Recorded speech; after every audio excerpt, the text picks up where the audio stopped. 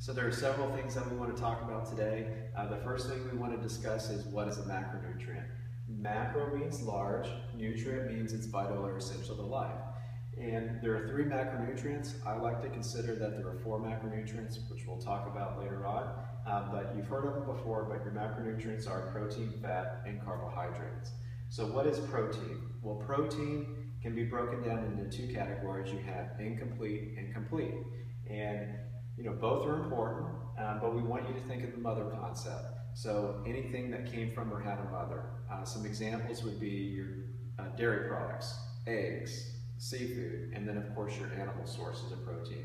There are also plant-based forms of protein that are really important. And you can take, for example, like rice and beans, and when you combine those together, they can form a complete protein. So when we think of protein, just to keep it simple, think of the mother concept. So what is fat? Well, fat can also be broken down into two categories. You have unsaturated and saturated fats. Your unsaturated fats are typically liquid at room temperature, and your saturated fats are typically solid at room temperature. Some of the best fats to cook with are going to be, of course, like your safflower oil or your grapeseed oil. And then there are a couple of exceptions to some saturated fats, for example, like coconut and palm oil. Those are actually considered saturated fats. But to keep it simple, just think of the liquid concept when we're considering fat. The next thing we want to talk about is what is a carbohydrate. Carbohydrates can also be broken down into two categories. You have simple and complex. And all of your simple carbohydrates are going to, of course, be your refined and processed foods. So all of your cakes and candies and pastries, those would be examples of like simple carbohydrates. We want you to think of the starch concept, because those are going to be your complex carbohydrates. So for example, your brown rice, your 100% whole wheat bread or pasta, quinoa, sweet potato, or yams, those would be examples of starches. Now there are a couple of exceptions. I do consider fruits and vegetables to be a complex carbohydrate just because they contain an outer skin, which is called cellulose or semicellulose, and that's a form of fiber, so they do take a little bit longer to digest, so that's why I do consider them to be complex carbohydrates. The most important thing you can think about is, think of your metabolic rate like a fire. If you want to keep a fire burning all day long, you're going to have to add logs, coal, and fire to it, or logs, coal, and gasoline. So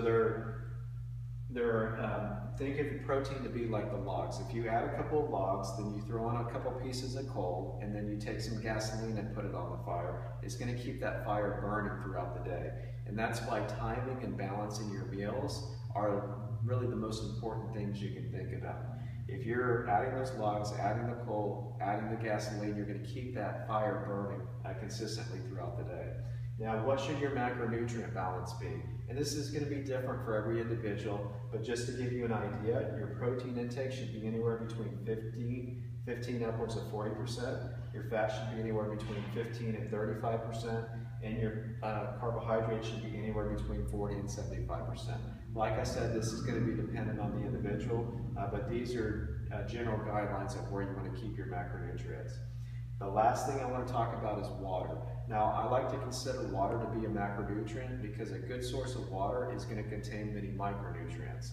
And, in order to calculate your water intake, let's take this example. The human body is comprised of about 60 to 70% water, so that's why we want you to multiply your body weight by 66%.